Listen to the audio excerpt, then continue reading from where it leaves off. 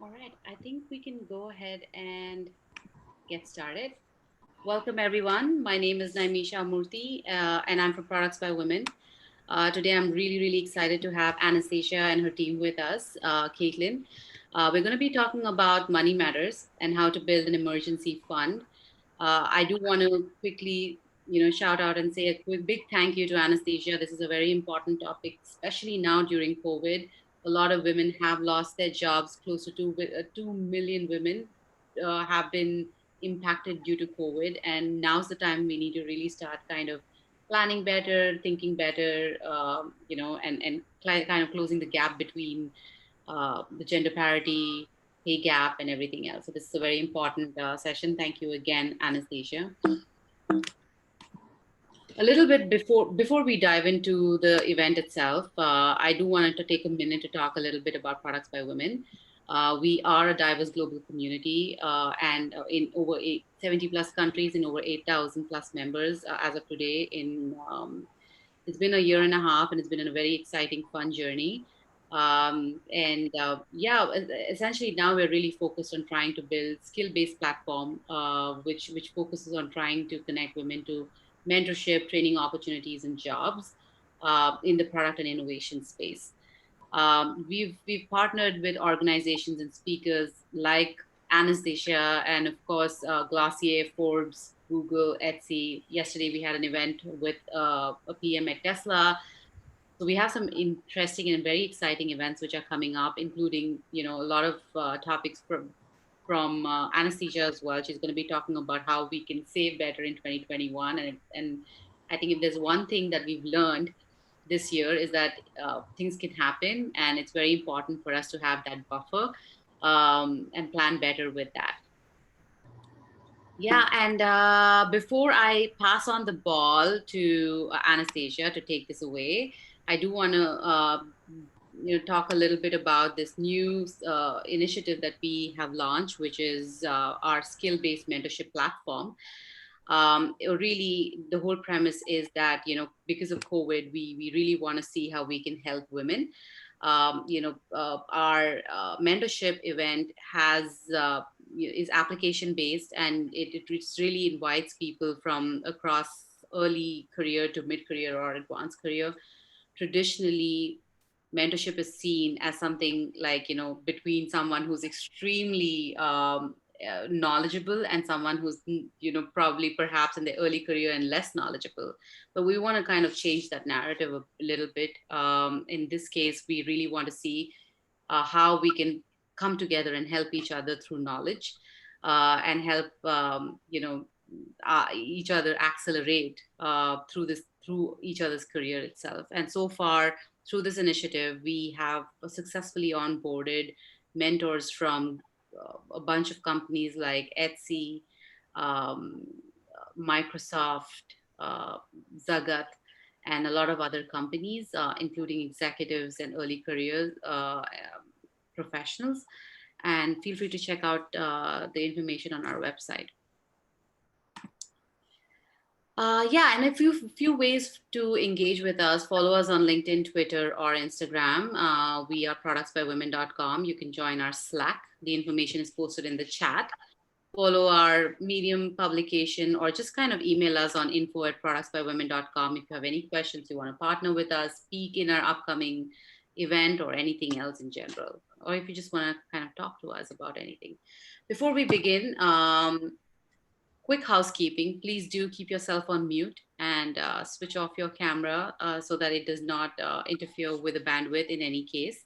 And enjoy the event. And if you have any questions, feel free to drop it in the chat, and Anastasia is going to take it towards the end of the session. Over to you, Anastasia. Perfect. Yeah, thanks, Naimisha. What you mentioned right now about the mentorship, I remember my time when the mentorship was introduced in my bank, and people told me, like, Anastasia, you need the mentor for the advancement of your career. And I was puzzled. I was like, okay, you told me I need to have a mentor, but how do I find the mentor? And frankly, I remember my experience. It was not the pleasant one, because you're kind of going towards like top management, towards like the top women in the bank. And it's not only to go towards someone who is more senior. You need to find people who would become an example and who would be available for you and who would be sharing with you experience. It is very important, very necessary. And I remember also one case which just happened to me recently is when we had one of our students learning about investments.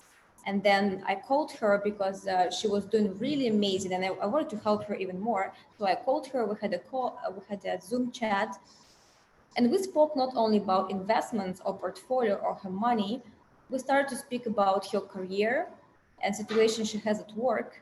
And then she told me, Anastasia, can you be my mentor, because we have similar situations at work, you know. So it's very important to have kind of little interview before you start working with your mentor, to basically see that they can really help you and they really had similar situations and how they actually resolve those situations.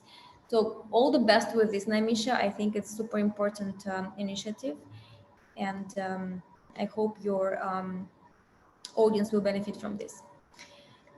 Let's start with our presentation over here. You guys saw me this week on Instagram, I guess. I sent to you a couple of messages and videos from Brazil, where I am right now. I came here from New York for a couple of months, and I come back in a month, actually. So I'm here. I want to show you a little bit different angle of how I work and what do I do. We're here a bit of the country. But despite the fact where I am, we're always talking about money. Money are everywhere. In Brazil, in Russia, in America, it's super important, and people have actually very similar problems around money. So let me start here and quickly introduce the rules of this event. Very often we have this shame of talking about money. We're just not used to talk about money. Not only women, but men as well. We're kind of, like shy of discussing how much we make or how much we spend. Whether it's super important actually to have this open conversation with your friends, but first of all, with yourself. Honestly, look at your financial situation and have no regrets of what has been done. What has been done, you cannot turn us back.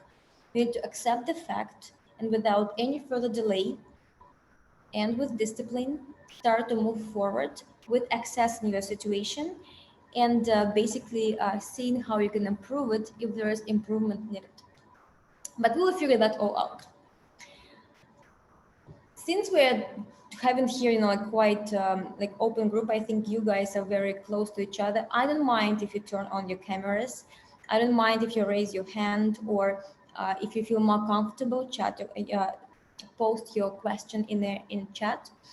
Um, Today, I'm going to be talking about my experiences. They might sound for some silly, they might sound for some, like very childish. Not all experiences are the same. I'm just sharing mine. If you can make parallels and to see like something similar happening to you, so you should know you're not the only one. I also had these things in my life. So my name is Anastasia Soloveva. I'm a CEO of Athena, and I have 15 years of experience in financial services. I used to work around the world. I started to work in Citibank in Russia, spent 7 years with Citibank in London. Then I moved to Switzerland, spent there 3 years, and later I was working as a wealth manager in Singapore. So 4 countries, 15 years, 3 banking licenses. I started Athena as a financial education platform for women because through my career, through my experience, I've seen that men and women have different set of financial problems or behaviors. And today I want to talk about those problems or behaviors that women have and help you guys, if you need that help, um, take control of your money and see what we can improve. Let's make it a little bit interactive and let's use our chat right now.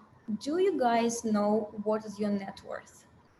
Anybody of you ever calculated your net worth and you know actually how much do you worth? Say yes, no, never. heard about this in the chat, and I'll take a look at your answers. No.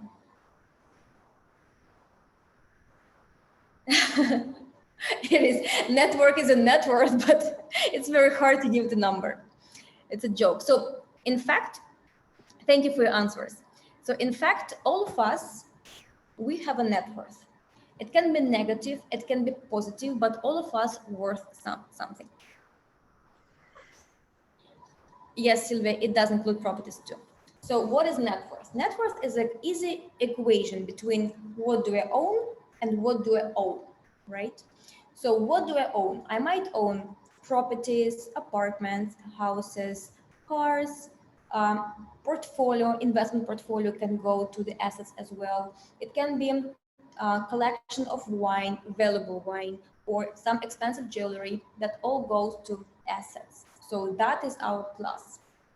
Then you have on other side our um, some money that we owe, right? It could be different credit card bills, it could be mortgages, student loans, loans for the cars, and so on. So whatever you owe is going on the left side.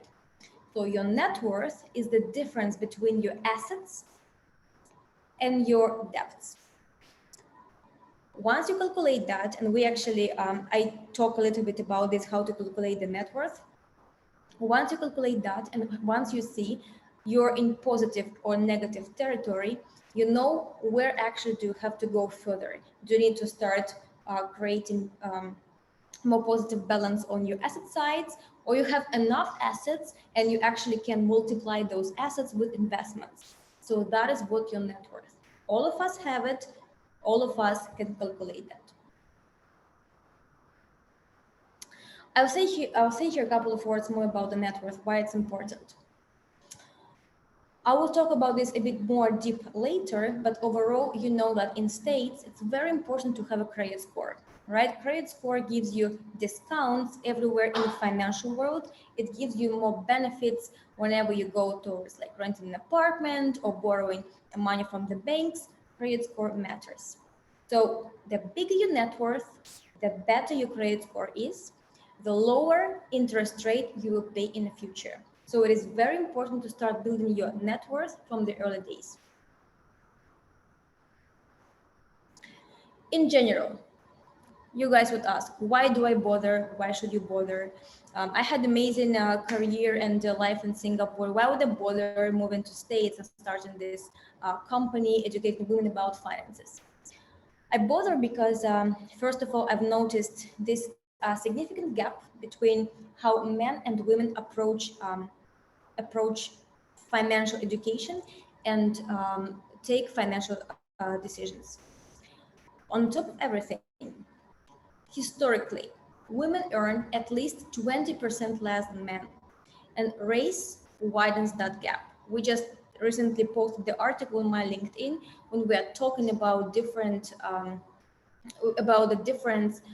between women and men.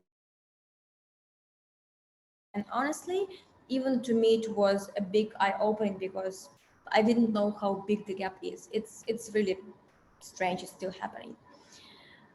On top of everything, women live 5 to 10 years longer. What it means exactly? That means that we have to provide for ourselves or have more assets to support our lives 5 to 10 years longer than men. And trust me, no financial product or service taking that into account today. So we have to start creating our own products and services that it will be considering that we have to provide for ourselves longer. And third, very important fact is that 76% of women don't have a long-term financial plan. That has historical roots as well. In fact, before I started to be in finances, my first degrees in history, and I was like really looking and monitoring what was happening there with this with economical development and how roles were assigned. Um, you guys know that women start to participate in the workforce very, very recently. In some countries, in some European countries and developed countries like Switzerland, for example, where I used to live, women started to participate in workforce only, I think, around 50 years ago. 50 years or 70 years or even 100 years, it is too less to give this habit of doing something. Long-term financial planning is one of them. So that's why today we have to basically make sure that we start to plan and looking forward not only for 1 month, 1 year, or 5 years. We have to have different goals with different terms: long term, short term, long term, medium term, and short term. And all of them need to be aligned with our financial goals.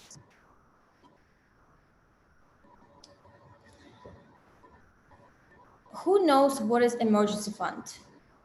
Can you type in the chat plus, minus, yes, no? So who knows what is emergency fund?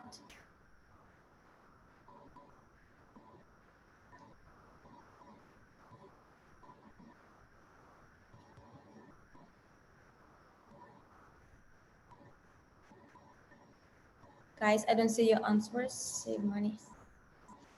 Okay, we have answers here. So emergency fund is save money which is never touched and only used during emergency. Another opinion is I know just a bit. One more answer is somewhat still learning. Okay, so emergency fund is set of assets basically which should be very liquid. Usually it's cash. There are other ways how you can keep your money, like liquid. Liquid means like you can get them very quickly. So if some emergency situation happens to you tomorrow, you need to be very quick. You need to get to your account and get those money and to pay whatever happens. What can happen? Can be good and bad set of things.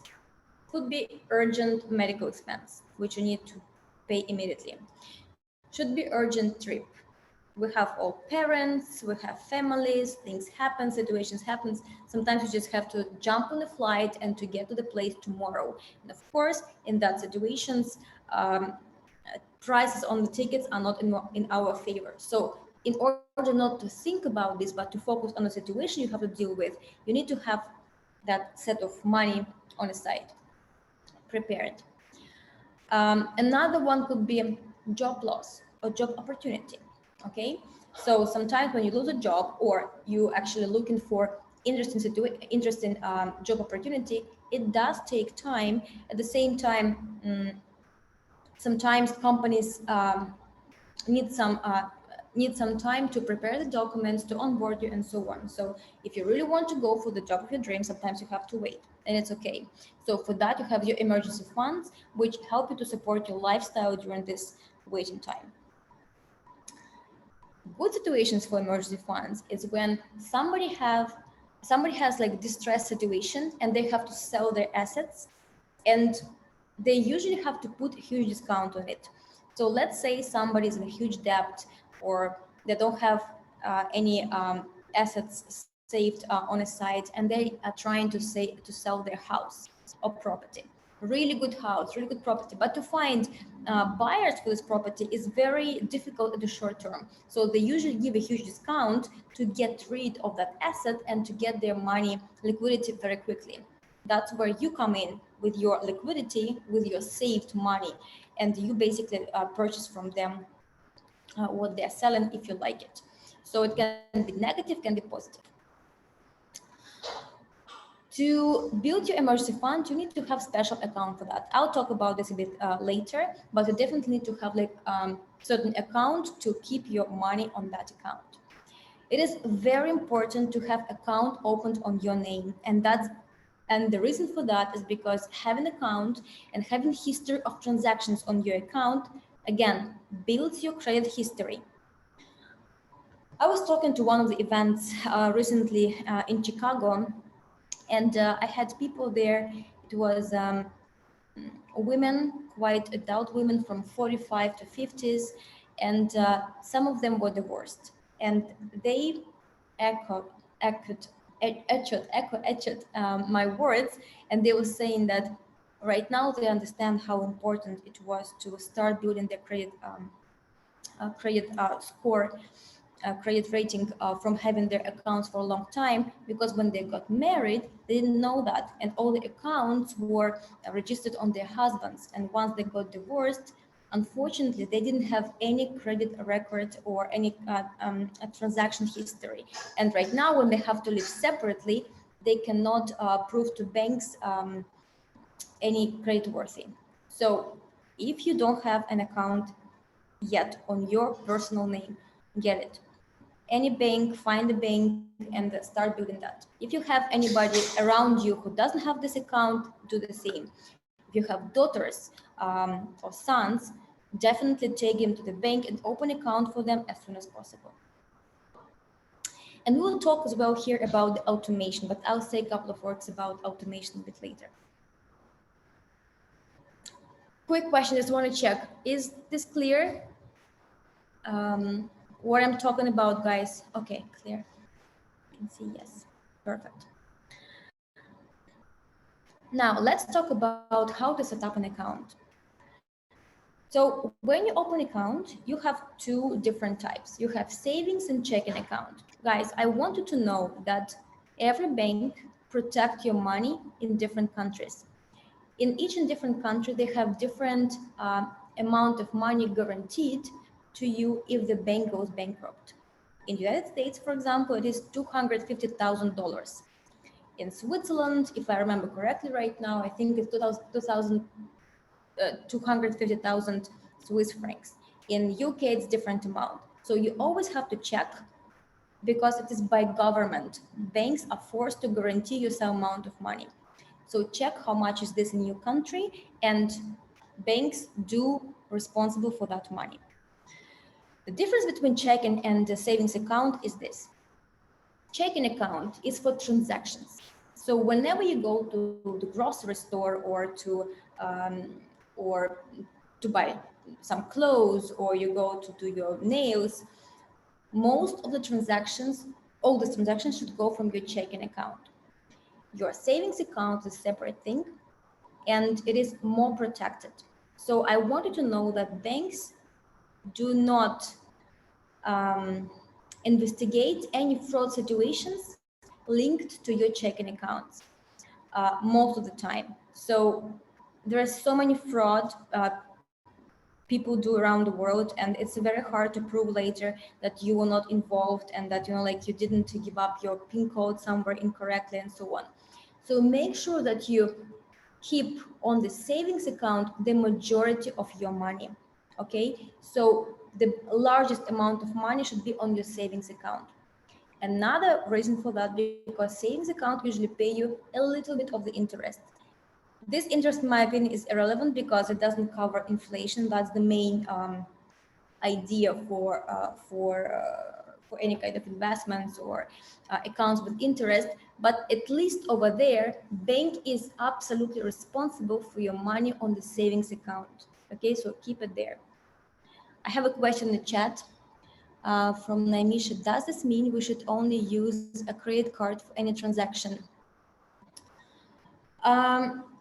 Look, with regards to credit cards, it's much easier to deal with credit cards in case if there was a fraudulent situation.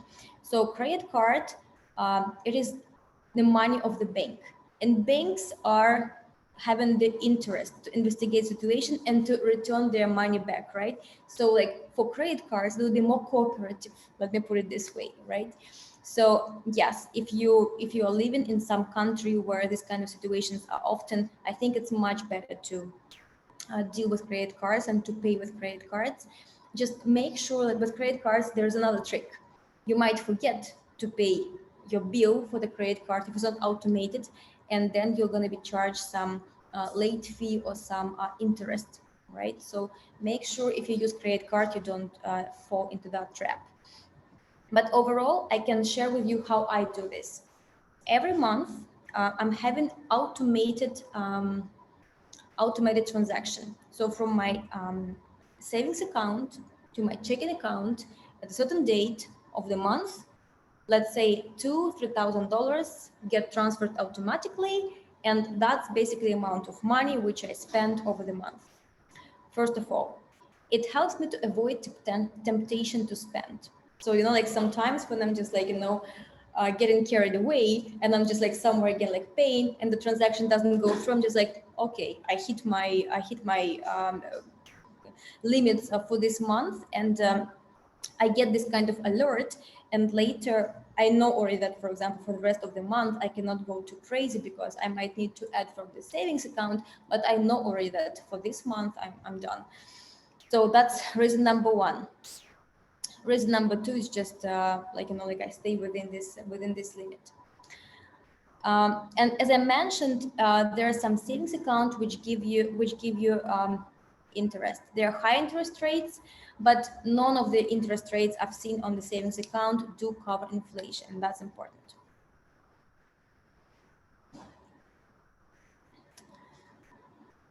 Okay,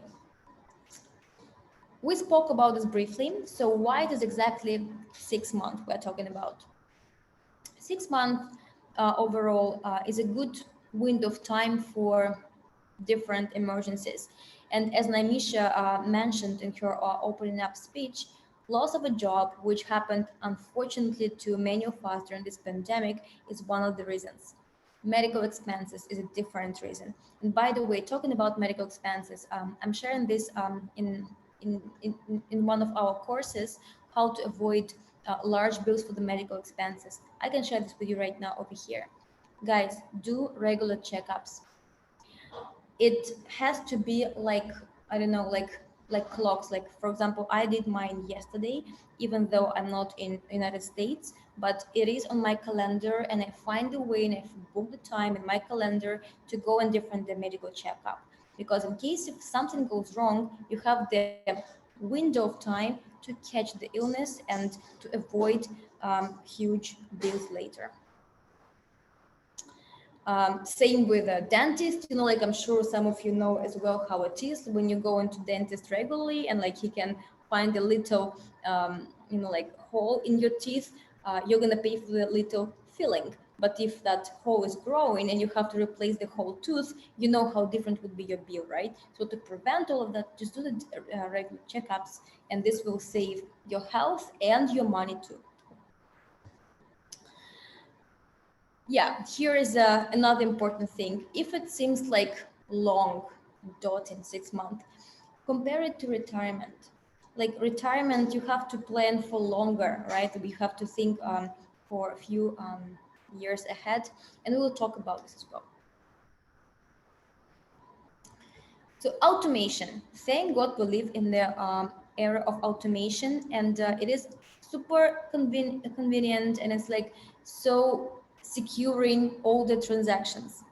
Set up regular monthly transfer. It doesn't matter if you have to make it from your savings account to your credit card bill to cover this, or you want to do it my way when you basically transfer the limit which you want to spend during the month on your checking account, is absolutely up to you. But set up regular monthly transfers. This way you will be in charge of what's happening on your accounts. Impossible to forget, yes, and it's consistent to build over time because you basically have most of your transactions automated.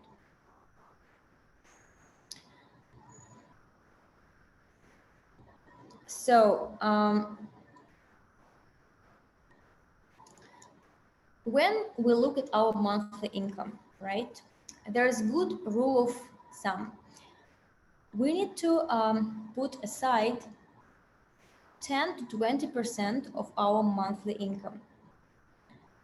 We actually do this exercise in our course. We are looking at our expenses, and we're basically putting them into buckets. What is essential, what is non-essential, and what can go to their savings account. That's very important to understand where you spend your money. That's why it is very useful to go through your monthly statements and to see what's happening over there every month, where you overspent, where you could have saved, where you were double charged, where your money, like could have been returned, and so on. That is another regular exercise which I recommend to do. I know from my personal experience, if I'm not doing this every month, I forget. I simply forget. Not just me, but also vendors. whenever you don't remind them about something what they didn't return or overcharged, it's very hard to go back and to remind them about yourself. I'm actually dealing with this right now in New York. So one of the companies, they overcharged me for the camera, and they actually say that they returned the money, but I'm showing them the status that didn't. And if I wouldn't catch it up quickly, they would definitely forget about me and they would say, we don't know who you are. But because I showed up back so quickly, they are dealing with the situation right now. So I definitely recommend you guys to go through the monthly statements, through your banking statements every month.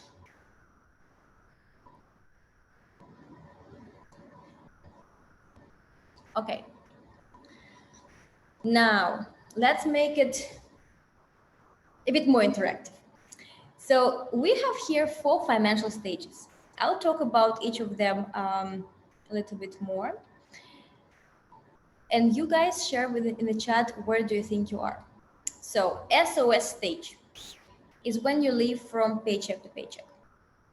When you sometimes need to borrow money from your friends or relatives, when you overspend on your credit cards, when you cannot cover your credit card monthly bill with your income, with the salary which you get during the month. That is SOS stage. Is there anyone in our group right now who is at the SOS stage? And it's absolutely okay if you are. It's better to acknowledge this right now, and I'll tell you how to deal with this. Um, there is another stage which is called false calm. Okay, got it. False calm, it's when basically you have a decent salary, you can afford going to the restaurants, buying clothes from time to time, but you have absolutely no savings. If there is any emergency will happen to you tomorrow, you would need basically to go and borrow your money, and you don't have anything extra on your accounts. Is there anyone in our group who is having a situation of false calm? So you live comfortably, you're going on vacations, you are going onto the restaurants, you have entertainment, but you, in case of what, cannot cover large medical expense. If there is anyone you feel like comfortable sharing, please give me a shout in the chat. Having money, that's not a stage. And that's a stage when you basically were living comfortably. You just got promoted, let's say, you got a better salary, and you are not used yet to spend as much as you got as a new with that new salary. That's not a stage when you not used to your new status yet.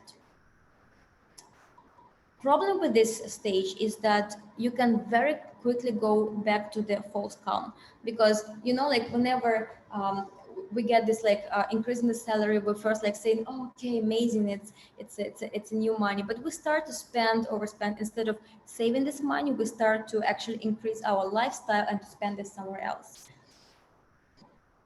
If anyone in the chat is in this situation, please let us know.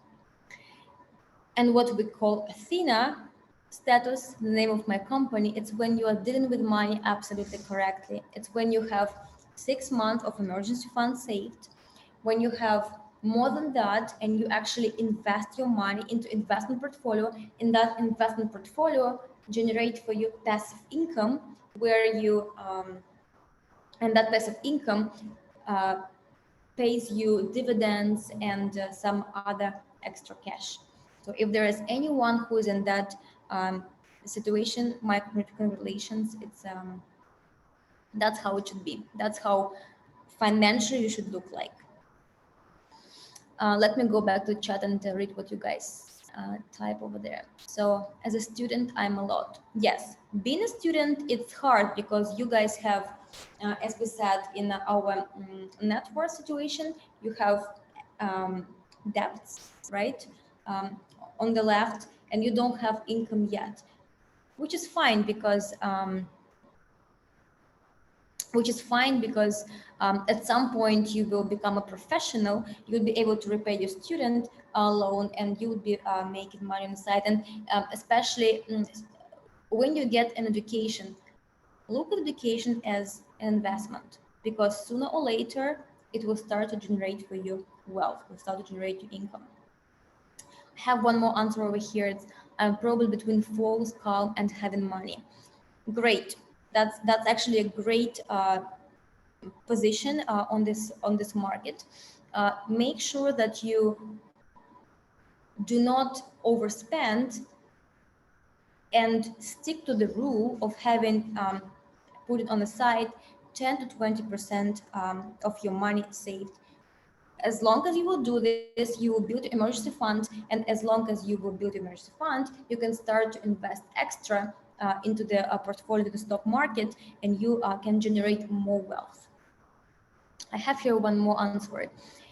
Yes, in between false calm and having money. Between false calm and having money, same situation.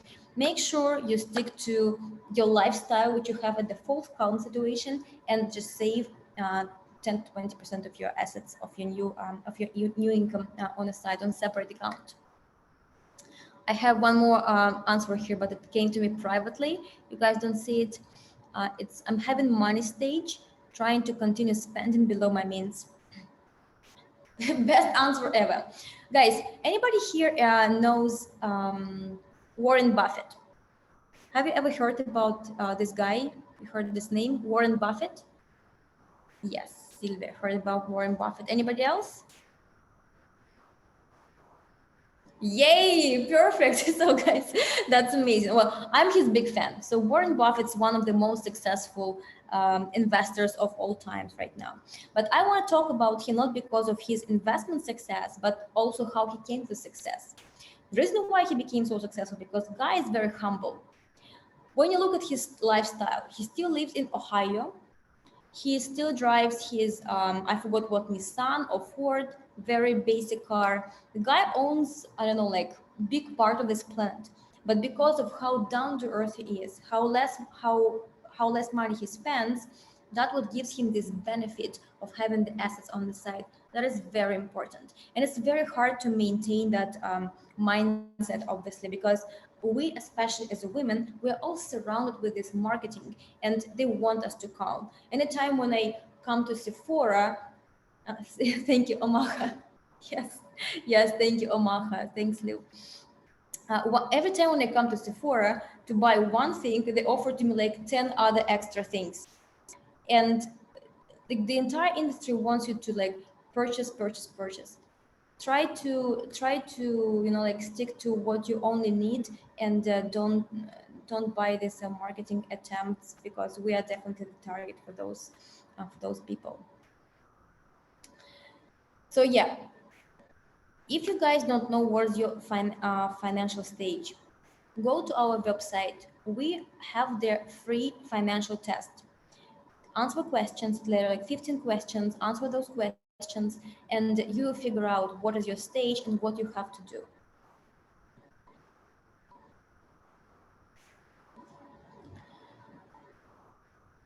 So I want to talk to you about what we're doing for our customers, and who is qualified for what. We have an online educational platform. And what I've noticed from the girls, and that's why I want to talk to you about this more, we have Wallet Detox, and we have next course named $1 Million Baby. People very often mixing up. I know that you guys hear about investments. I know that you all of you want to be investors and trade with Robinhood and so on, but I don't want you to get in trouble and to get your portfolio and investments once you don't have first important stage. It's when you have some money saved. Why? And I've seen this so many times in my 15 year of career. People rush into the market, put all their assets into different stocks or bonds and so on, and then some emergency happens. Emergency happened exactly in in situations when markets go down. When markets go down, you your investment portfolio goes down as well. And so what you are forced to do, you are forced to fix the loss, take out your investments from the market, and to cover your emergency spendings. That's why the smart way to do it is, first of all, to create 4 to 6 months of income in savings, and only then start with investments. Okay, so if you don't want to have, if you want to become an investor, make sure you have 4 months of income saved. If you don't have that, start with the course named Wallet Detox. We actually help over there to analyze where you spend money, how much money you make, what is your net worth, and we help you to build the emergency fund, to build the basics of your financial well-being. And next course, $1 Baby, that's my core specialty. So I was trading for my customers for 15 years around the world, and there are so many controversy around markets, about investments, and there are so many scary terms. Ladies, trust me, it is all not that scary. If I figured that out, I will help you to figure that out as well. I put everything in very easy terms. And what is the most important, um, very often we think that there are risks, and to invest your money, it's risky. It is risky. If you do it wrong, it is risky. You hear right now about Bitcoin, everybody is rushing to buy the Bitcoin. That is risky because there is no strategy behind that, because there is no diversification, asset allocation. Once you know how investment portfolio work and you protect it from all the sides, it becomes not risky. It becomes well-balanced, rounded portfolio that generates for you passive income and pays you out the interest from the portfolio. Okay, so there are different risk profiles which we have. There are different market market strategies and so on. It's all tailored. It's all depends how do you feel about the investments. So don't worry. If you want to become an investor, and if you have saved 4 to 6 months for emergency funds, please reach us out and start this course.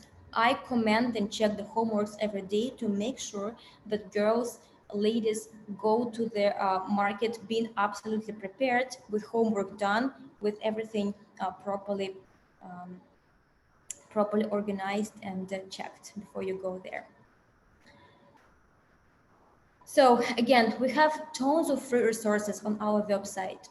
We have the tests, we have their free videos. We talk about different myths about women and money, about different traps on the way to save your funds and so on. Tons of free resources. But at the same time, we have programs where we cannot, like give you all of this in a proper way, to give it away and not to check, because we want to make sure you understand what you are doing on the market. So go to our website and check what we have over there. Another thing which we do is we post a lot of free and valuable content every day on our Instagram page, Athena Bank. And we offer today you ladies free discount code PBW for 25% off for all the courses available. I'm sorry. I have here a question I can see. Mehrin, do you want me to read this question? Did you mean to send it to everybody, or it's just to me privately? If it's privately, I can take it out with you separately. If it's to everyone and you just by mistake send it to me. I suggest we can go ahead and unmute ourselves if we need to make it more interactive. Is everyone able to unmute themselves?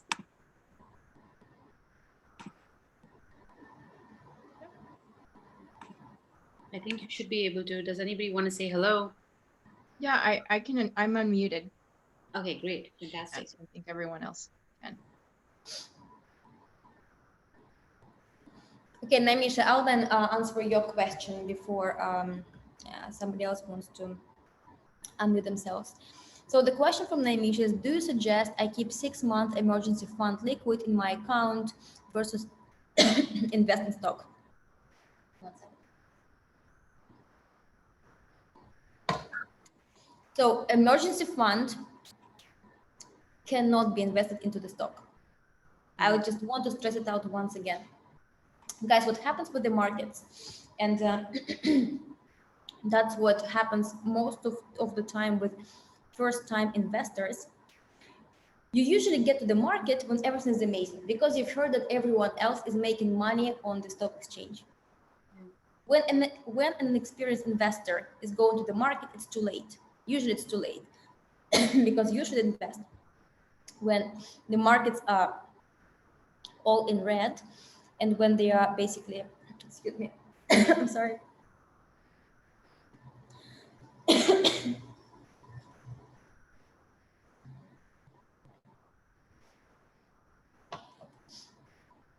I'm sorry. And what happens usually, the moment you get to the market, it gets corrected. You start to lose your money. And that's bad because you will never come back again to the market and and investments. Excuse me, can you give me 1 second? Yeah.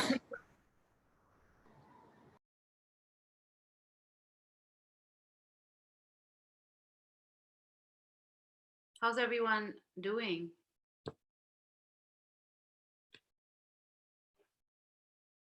Where's everyone joining us from? Marine, where are you joining us from?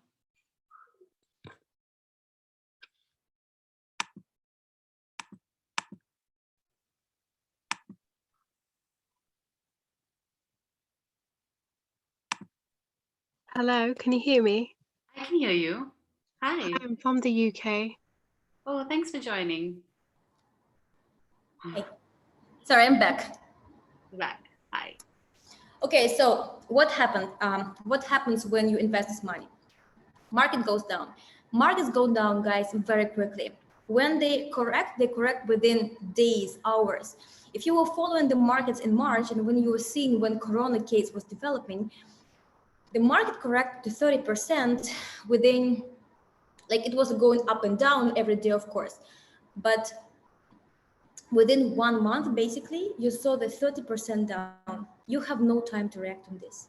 So what you're gonna do? So imagine like something happens to you in April, you lose your job. And because that's exactly usually what happens. Markets go down, companies start to lay off, and you have to act and deal with that. What do? You need to take money out from your portfolio to basically keep living because you don't have income anymore because you were laid off, right? What do? You have to take your portfolio from the market with 30% money less. That's right. This 6-month emergency fund, you keep or liquid or on your savings account or high savings account with a higher rate, or there's another thing, it's called liquid mutual funds, liquidity mutual funds. So they pay a little bit more than savings account, but they are very easily, you can sell them very quickly. You can sell them within like 1 to 2 days. So they pay you a little bit more, but it's still investment and it generates you like a bit more profit. I actually have another question for you. Like, so for those, I don't know how many people in the room actually have entrepreneurial dreams, but I'm sure you were probably in this place. Like, if I'm like thinking about kind of pivoting and leaving my job and going full time as an entrepreneur, how do I plan that better? Because I'm going to lose a source of income. Oh, that's a good question. I actually have I'm preparing right now another training about this, how to start the company and how much money do you need to start the company. First of all, don't leave your job before you figure out how your company or side job would generate your money. It's hard. It's very hard, but try to build the product with whatever is available right now on the market. Right now you have so many applications which help you to build a business. There are CRMs, there are website builders, there are Zoom, and everything's automated. So try to build that first and to see if your product sells or not. But also, the more money you have basically saved, the more you can give it a try to your company, right? Because you will have to hire people, you would have to pay your own insurance, you would have to pay your own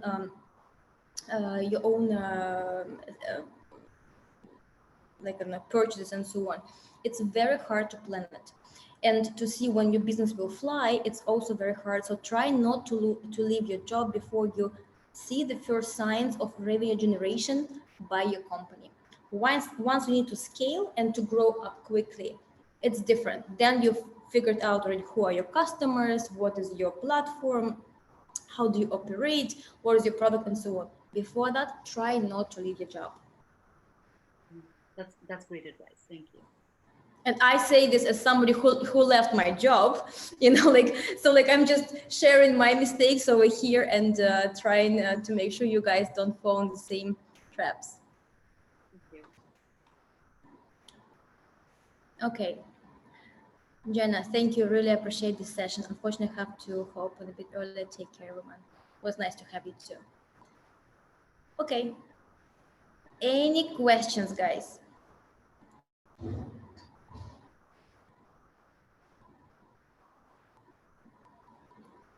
Okay, if there are no further questions, you guys have our Instagram. You can reach out over there. And if you have any other follow-up things to say or I questions. actually wanted to quickly hop in here and ask everybody in the room if there's a specific. Remember, you mentioned that you wanted to ask, like, if there is a specific topic that people would like to kind of go deeper into. Perhaps we can drop some comments below. If there's a certain area, like, do you want to build your credit? Do you want to, is there a specific area that you want to learn a little bit more about? Can you just drop it in the chat box? I can also share with you guys what we're thinking about to launch, because we see from other communities the request for that. So credit score and how to build a credit score is one of them. Another one is IPOs. I was reached out by a number of companies and they want me to do their research on the upcoming IPOs. Last year was very hot on the IPOs. IPO is like whenever the companies become public. For example, Airbnb was a startup, right? They grew a lot and they became public company, and right now they're on the market. You can buy them. But whether to take decision to buy them or not, they want me to make an analysis. This year as well, we'll have a lot of IPOs and they want me to talk about them. One more topic people ask to cover is how to create sales, how to make sure that your company goes from the stage of the MVP, so basically the idea or the product, to producing the revenue already. And another topic which we are preparing right now is about the Bitcoin, how to invest into Bitcoin cryptocurrencies safely. And the last topic which we heard about was how to create the budget to start the company. So what applications to use, how much they cost, where to invest, where to not to invest in terms of businesses. Okay, so I can see here answers: impact investing, topic idea, how to control the urges of spending more, any tips and tricks to control spending, angel investing, investments, and healthy portfolio. So Sylvia, answering your question, we cover all the topics and tips and tricks of how to stop spending more in the course of Wallet Detox. Take a look at this course, and we're given there all the world wisdom how to control yourself with all the tools online available to you. Impact investing, we also cover in investment course, $1 million baby, as well as investments and healthy portfolio. And I'm so happy that you guys mentioned over here healthy portfolio, because for me it is very important. I can see right now many platforms that give access to the women and men to invest. Robinhood is one of them, and we're talking to Robinhood actually right now to provide our program for them, because that's exactly what we're afraid of, that people will have an access to the markets and they have no idea how to work with those markets. But to build healthy portfolio, it's essential, because this is the one which will most probably be passed to your kids, or that's actually the funds which you would use to pay their colleges. So it is very important to make sure that this healthy portfolio is not jumping like crazy, but growing steadily and doesn't give you a headache, but also generate you some wealth. So for me, it is very important, and I talk a lot about risk profile. So risk profile is actually responding to the healthy portfolio. So if you're interested in that, take a course of $1 million baby, and we talk about healthy portfolio and creating investment portfolio over there. I have here one more question. How to start a business in terms of how to spend on marketing and investing? Yes, as I mentioned, like I'm working on this course right now, how to invest into the company. Marketing is a different topic. It depends on the product. I think I actually would recommend you to Google online school of Y Combinator. They cover a lot of topics like that, and their videos are amazing. The best videos which I've seen on the market, actually. Okay. Thank you very much, ladies. Thank you so much for your time. It was very nice to meet you, and it was great that you could participate so actively in this webinar. Thank you so much, and all the best. Thank you, Anastasia. Thank you so much. Bye. Bye.